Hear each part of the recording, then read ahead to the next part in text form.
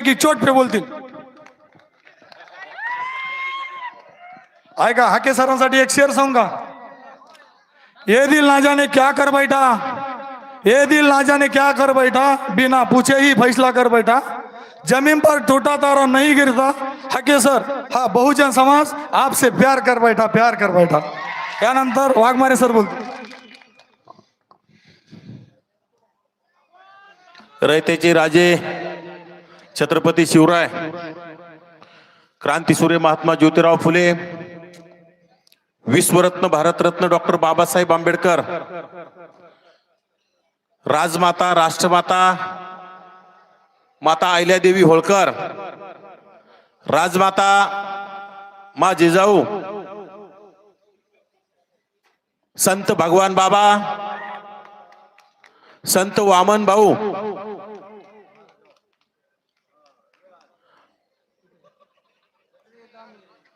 या जिल्ह्यामध्ये ज्यांनी जन्म घेतला आणि पूर्ण ओबीसींचं आदर स्थान आणि सन्मान स्थान स्वर्गीय लोकनेते गोपीनाथरावजी मुंडे साहेब व ज्या ज्या महापुरुषांनी महामानवांनी ओबीसी बहुजनांच्या कल्याणासाठी आपलं पूर्ण आयुष्य खर्ची घातलं, या सर्वच महापुरुषांना महामानवांना माझं त्रिवार अभिवादन। आज मौजे श्रृंगारवाडी या गावामध्ये होत असलेल्या प्रचंड अशा ओबीसी मेळाव्याला मंचावर या शृंगऋषी गडाचे महंत हरिभक्त परायण सुरेशानंद महाराज शास्त्री, महाराष्ट्राचे ओबीसीचे मोरके प्राध्यापक लक्ष्मणरावजी हाके,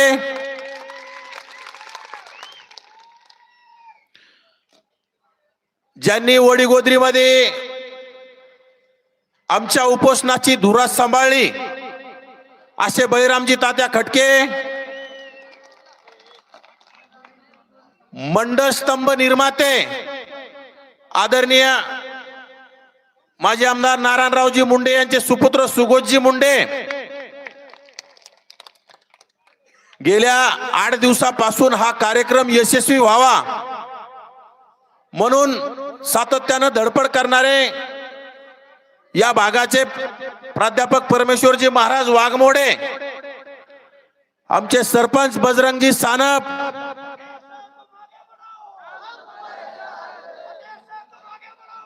प्रदीपजी बांगर, माऊली सिरसाट, माननीय मोहनजी आगावसर, केशव तात्या तांदळे, आमचे नालेवाडीचे सर्वांचे लाडके बटुळे मामा,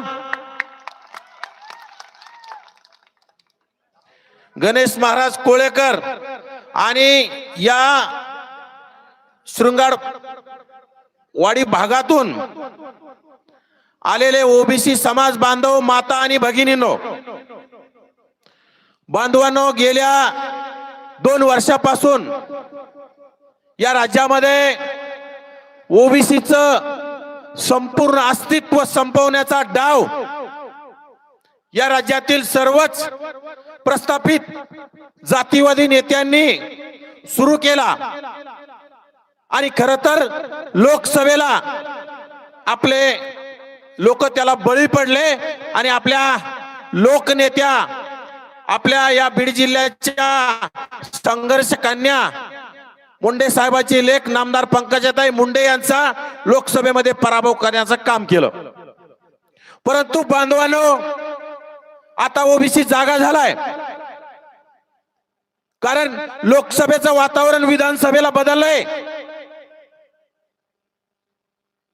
जरांगे नावाच्या माकडानं विधानसभेला नामदार भुजबळ साहेबाला पराभूत करू धनंजय मुंडे साहेबांना पराभूत करण्याच्या वल्गना केल्या, परंतु भुजबळ साहेब बी पराभूत झाले नाही आणि धनंजय मुंडे साहेब तर या महाराष्ट्रात 1 नंबरच्या लीडनं निवडून आले। मग त्या 5वी नापास बांडगुळांची काय ताकद आहे आता महाराष्ट्राला माहित झाली.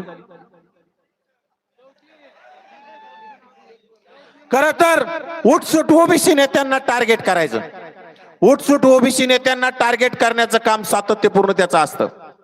आणि खर तर आमच्या महाराष्ट्रभर लक्ष्मणराव हाके असतील, आम्ही सर्व बळीराम तात्या, आम्ही सगळं फिरत असताना या राज्यातील ओबीसीनं चंग बांधला आणि विधानसभेला ज्या ज्या लोकांनी जरांगे नावाच्या माकडाचं आंदोलन उभं केलं यांना पराभूत करण्याचं ठरवलं.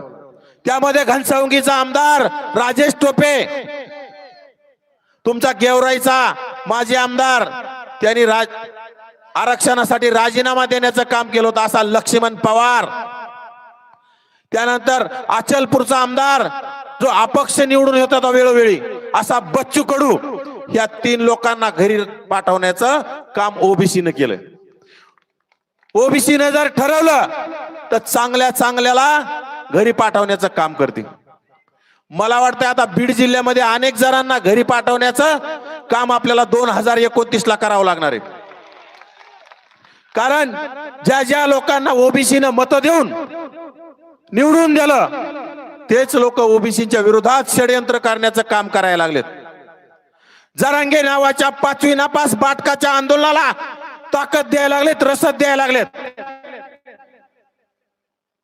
लाखो रुपयाची देणगी जरांगेचं आंदोलन उभा करण्यासाठी द्यायला लागलेत. आणि जरांगेचं आंदोलन कशासाठी आहे तर तुमचं आमचं पूर्ण राजकीय सामाजिक अस्तित्व संपवण्यासाठी आहे. आजपर्यंत आपण मराठा समाजाच्या आरक्षणाच्या मागणीला कोणी विरोध केला नाही. त्यांनी सुरुवातीला शैक्षणिक आणि नोकरीमध्ये आम्हाला आरक्षण पाहिजे म्हटले.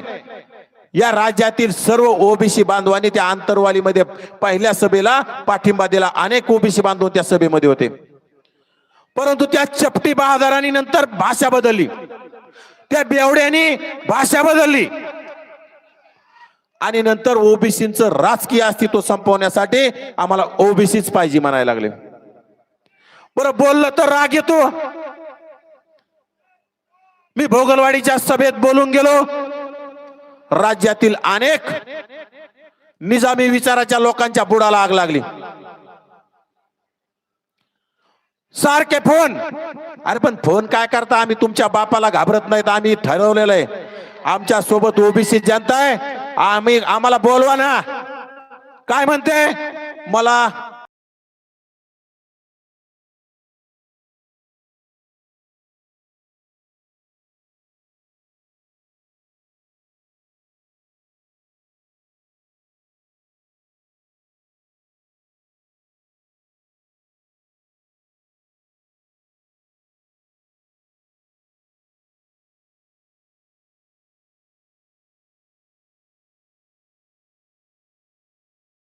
प्राध्यापक लक्ष्मणरावला गेवराईत येऊन दाखवा म्हटले. त्यांनी दंड थोपटून दाखवला गेवराईमध्ये जाऊन. फक्त गेवराईत गेले नाही, गेवराईमध्ये जाऊन हाबूक टोकली. पण काय केलं कोणी, ते गेवराईचा आमदार काय करलं, काय नाव आहे त्याचा, पुन्हा सांगा एकदा. आपल्या जीवावर निवडून आला, ओबीसीने मतदान केलं. आम्हाला कुणाच्या विरोधात बोलण्याची हौस नाही, परंतु तुम्ही जर ओबीसीचं मत घेऊन जर जरांगे नावाच्या 5वी नापास बेवड्याला जर मदत करत असताल, ओबीसीचं राजकीय अस्तित्व संपवण्याचा घाट घालत असताल तर ते येणाऱ्या काळात खपवून घेतल्या जाणार नाही. जो जो ओबीसीच्या विरोधात षडयंत्र करेल त्याला घराचा रस्ता दाखवल्याशिवाय ओबीसी स्वस्थ बसणार नाही. ते म्हातारं आमदार माजलगावचं, अरे त्याचं घर जाळलं, त्याचं घर फोडलं. या देशाचे ओबीसीचे नेते नामदार छगनरावजी भुजबळ साहेब त्याला भेट द्यायला त्याच्या घरी गेले आणि घाबरून गेलं होतं. भुजबळ साहेबांनी धीर दिला आणि तेच म्हातारं डंगर आमदार ओबीसीच्या आरक्षणाला विरोध करण्यासाठी पाठिंबा देतोय, रसद देतोय. अरे जो पुतण्याचा झाला नाही, जो घराचा झाला नाही, तो ओबीसीचा काय होणार. पुढच्या वेळेस भाऊ तू निवडून येऊन दाखव, तुझी बी आम्ही पाठ थोपतो. माजलगावच्या जनतेने ठरवलंय, भोगलवाडीच्या सभेतून ठरवलंय की त्या डंगर आमदाराला पुढच्या वेळेस निवृत्त करायचा आणि घराचा रस्ता दाखवायचा. जे जे आपल्या विरोधात काम करतील, ज्या आदरणीय पंकजाताईला लोकसभेला विरोधात असणाऱ्याचं नाव काय? काय नाही, कोणता चोर?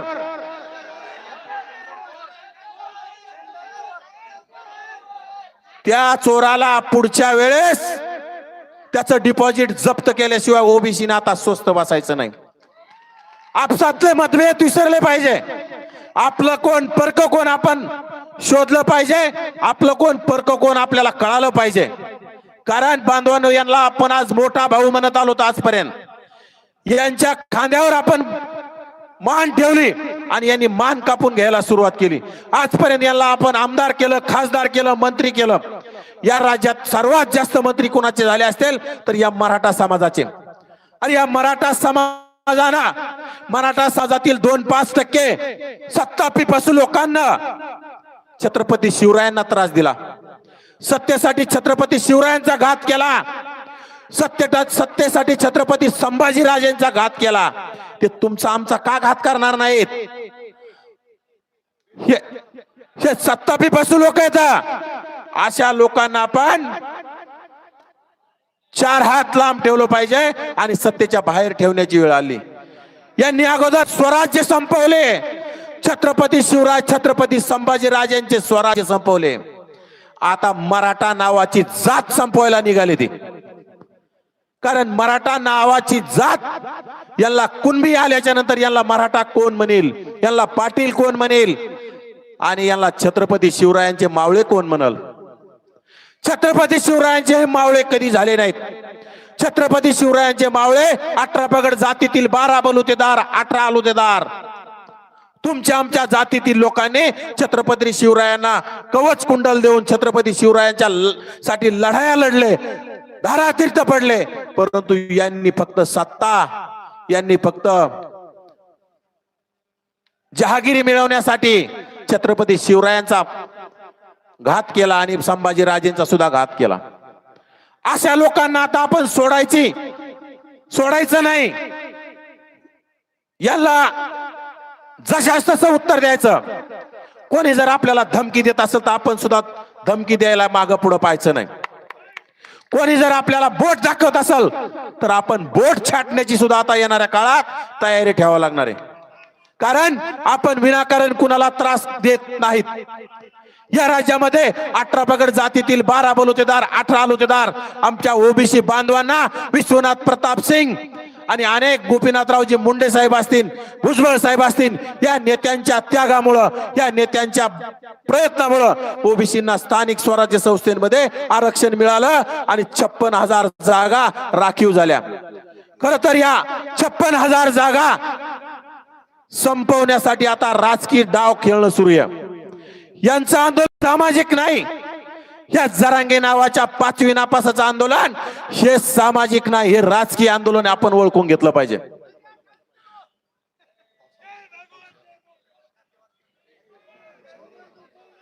कारण बांधवांनो, 56,000 जर जागा संपल्या, यांना जर ओबीसी मध्ये घुसखोरी करून दिली, गेल्या 2 वर्षात एकनाथ शिंदे नावाच्या जातीवादी मुख्यमंत्र्यामुळं 58 ते 59 लाख बोगस कुणबी प्रमाणपत्र वाटप करण्याचं काम केलंय.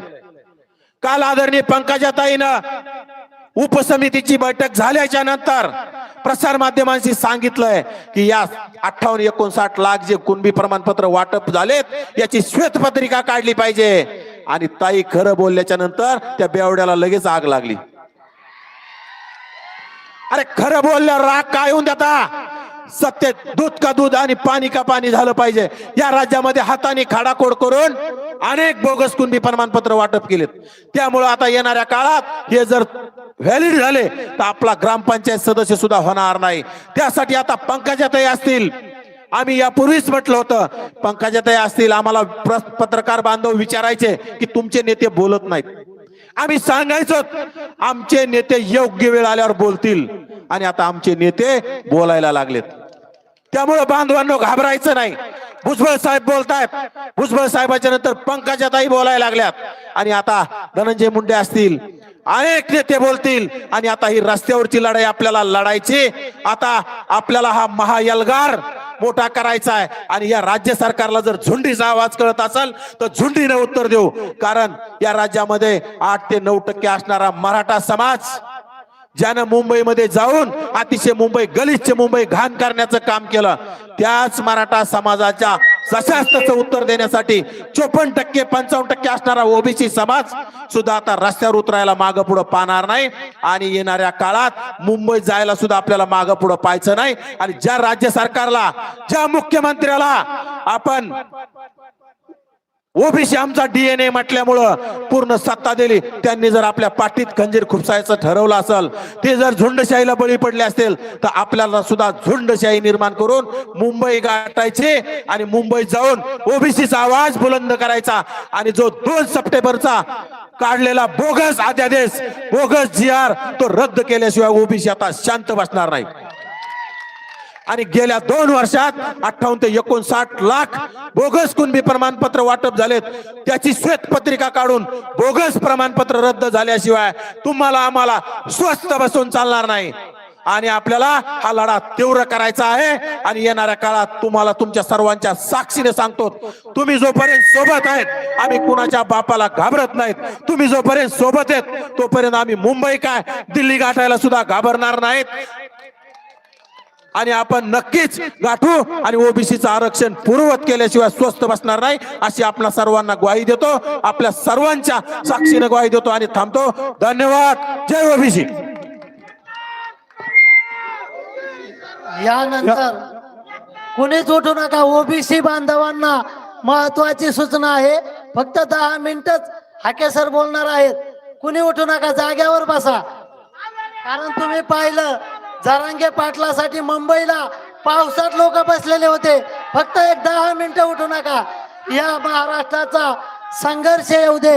आदरणीय वंदनीय हाके साहेब हे आपले मनोगत या ठिकाणी व्यक्त करत आहेत. श्री